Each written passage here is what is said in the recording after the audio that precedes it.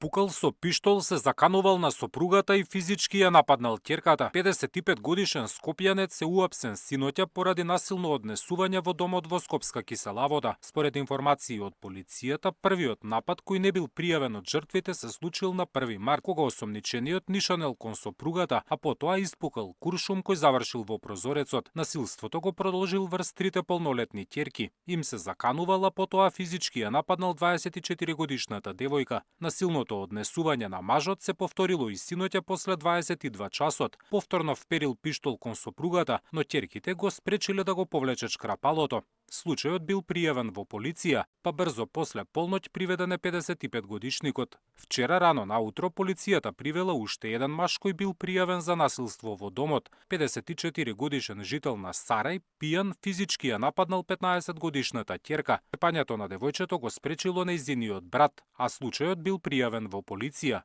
Информиран бил и надлежен јавен обвинител. Вчера полицијата уапсила уште еден 25 годишен насилник кој 10 дена држал затворена 22 годишна девојка во својот дом. Според пријавата на 23 февруари девојката била тепана, силувана и бил одземен телефонот и останала заклучена до завчера кога успеала да се јави кај својата мајка, па таа го пријавила насилството во полиција. Недалава министерот Тошковски им најави на полициските службеници дека со измените на кривичниот законник гонењето на насилникот може да го продолжат дури и ако жртвата ја повлече пријавата.